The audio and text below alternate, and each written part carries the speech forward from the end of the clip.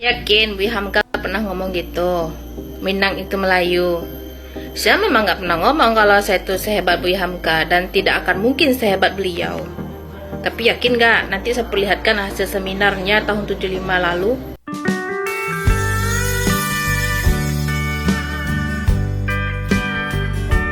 Assalamualaikum warahmatullahi wabarakatuh. Halo guys, jumpa lagi di channel ini. Dan gimana nih kabarnya? Oke, buat teman-teman yang klik video ini, mudah-mudahan kabarnya semuanya sehat. Dan jangan lupa dukung channel ini dengan cara like juga subscribe. Oke guys, kali ini saya mau reaksi beberapa cuplikan video di mana ada cewek Indonesia yang asli orang Minang menanggapi cuitan komentar dari orang Malaysia yang mengatakan kalau Minang itu juga Melayu. Akan tetapi ternyata cewek ini menolak ya kalau dia itu Melayu. Oke, seperti apa videonya? Sebelum kita berkomentar, kita akan lihat dulu. Yakin Bu Hamka pernah ngomong gitu? Minang itu Melayu. Saya memang nggak pernah ngomong kalau saya itu sehebat Bu Hamka dan tidak akan mungkin sehebat beliau. Tapi yakin nggak nanti saya perlihatkan hasil seminarnya tahun 75 lalu mengenai masalah Minangkabau dan Melayu.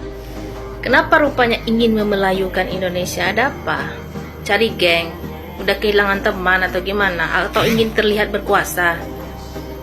Kalau memang peradaban Indonesia itu dimulai dari sana, otomatis kami hanya menggunakan satu bahasa kan? Bahasa sana, bahasa negara itu. Tapi faktanya mulai dari Sabang sampai Merauke, kami punya bahasa lokal masing-masing. Punya bahasa daerah masing-masing yang tidak kami pahami satu sama lain. Kami hanya disatukan oleh bahasa Indonesia. Ya, saya sebagai orang Minang tidak akan paham ketika orang Jawa ngomong, orang Aceh ngomong, orang Sunda ngomong, gak akan paham saya. Dan kami enjoy ajanya tinggal di Indonesia ini, menikmati kami dengan perbedaan-perbedaan itu. Tidak ada pemaksaan harus sama, harus Jawa semua, harus Sunda semua, enggak. Tidak ada pemaksaan dan kami menikmati perbedaan itu. Karena kami yakini bahwa perbedaan itu sumber dari segala kreativitas. Ada banyak tontonan nantinya, banyak kuliner, banyak kreativitas dan budaya yang dihasilkan. Seru loh, bukankah prasasti tertua Melayu itu berada ditemukan di Kerajaan Sriwijaya? Itu Melayu tua itu. Yang Palembang sekarang, yang Indonesia sekarang, ekspansinya nggak main-main. Sampai ke Semenanjung Malaya berkuasa, sampai ke Thailand Selatan, Patani sana. Hampir seluruh Sumatera ini di bawah naungan Sriwijaya dulunya. Kecuali Sumatera Barat dan Aceh waktu itu. Tapi sebagian Sumatera Barat ujung-ujungnya mendapatkan juga. Ini adalah cuplikan hasil seminar Bu Hamka di tahun 75 di Riau, menyinggung masalah Melayu dan Minangkabau. Kita baca dari atas. Kampar kiri, Kampar kanan, Rokan, bahkan Kuantan sampai ke batas Paranap, semua sampai sekarang masih mengakui beradat pusaka secara Minangkabau, baik Perpati atau adat Temenggung.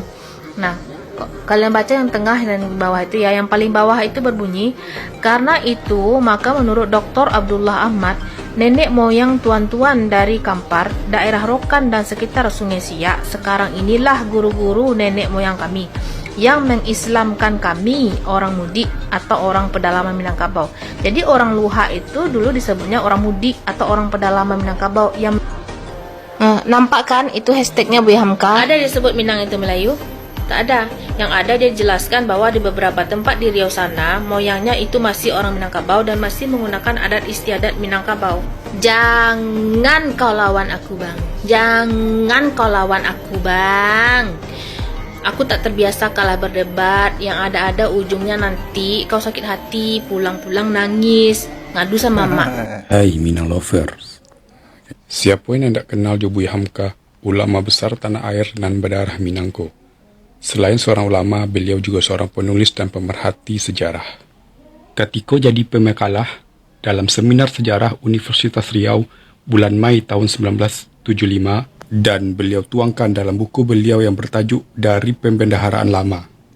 Buya mengatakan agar kita generasi bangsa menjadikan buku karya sejarawan Arab sebagai rujukan kita dalam mempelajari sejarah bangsa kita, dan jangan menjadikan sejarawan Barat sebagai rujukan sejarah bangsa kita ko. Keinginan Buya tentu masuk akal, sebab Allah menjadi rahasia umum. Banyak dari sejarah yang Allah dirubah, dikaburkan dan bahkan diputarbalikkan oleh para sejarawan Barat. Buya juga menyayangkan ketika bangsa kita Allah merdeka, malah menggunakan aksara penjajah sebagai aksara resmi negara kita. Padahal sebelumnya adalah berabad-abad kita menggunakan aksara Arab yang kita kenal dengan aksara Arab Melayu. Dan berbicara tentang orang Melayu Riau, maka dari bukti sejarah Buya menegaskan bahwasanya orang Melayu asli di Riau hanyalah orang-orang pedalaman yang tinggal di Bukit Talang Mamak dan orang Kubu. Adapun Berarti dinamakan Minang Melayu bukan, Riau ya? sejak zaman Pasai bukanlah orang Melayu asli, melainkan orang-orang yang berada di bawah naungan kekuasaan Raja-Raja Melayu. Bahkan faktanya, Raja-Raja orang Melayu tidak berasal pula dari bangsa Melayu, melainkan berasal dari daerah di luar Melayu. Lalu Buya berpesan agar kepada masyarakat Riau jangan mengatakan para pedagang dari Sumatera Barat itu sebagai orang Minang, tapi cukup katakan saja sebagai perantau dari Sumatera Barat. Karena apa? Sebab sebagian besar wilayah di Riau termasuk kepada wilayah Minangkabau.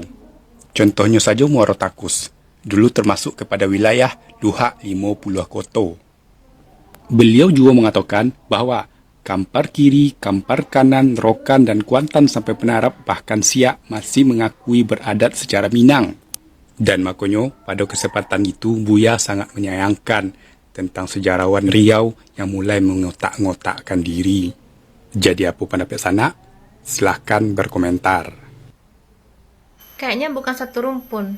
Kenapa saya bilang begitu? Karena di Minangkabau itu kami mengenal sistem persukuan dan mengenal kata lareh atau klan. Lareh ini setara dengan klan ya. Jadi masing-masing klan itu membawahi beberapa suku.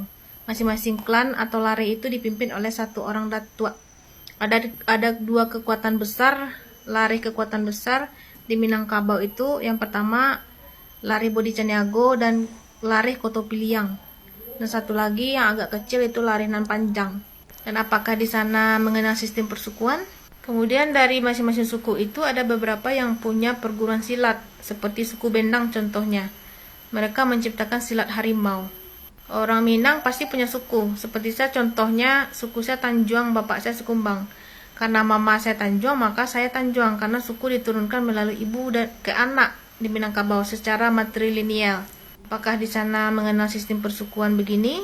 Yang terakhir adalah falsafah hidup orang Minangkabau itu ada basani sarak, sarak basani kitabullah, sarak mengato, adat memakai. Falsafah ini setara dengan ideologi ya. Nah di sana ideologi bangsanya apa? Kalau nggak sama, berarti tak satu rumpun kan? Oke guys, demikian beberapa cuplikan video di mana ada cewek asli Minang yang menanggapi cuitan dari netizen Malaysia. Cewek Minang ini menolak kalau Minangkabau itu tergolong dalam rumpun Melayu. Tentunya ada alasan-alasan mengapa cewek ini menolak. Berdasarkan apa yang dikatakan Hamka pun demikian, bahwasanya Minangkabau pun tidak termasuk dalam rumpun Melayu. Tentunya kalau ini menganut dengan apa yang ada di Malaysia, semuanya yang ada di Indonesia pun Melayu, karena di Malaysia ada yang namanya konsep alam Melayu. Jadi semua yang ada di Indonesia itu dimasukkan dalam rumpun Melayu, tetapi tidak seperti itu juga, begitu ya. Oke guys, demikian. Bagaimana nih menurut teman-teman? Buat teman-teman yang asli orang Minang, kalaupun mungkin tahu persis, silahkan bisa berkomentar dan jangan lupa like, subscribe channel ini. Terima kasih dan wassalamualaikum warahmatullahi wabarakatuh.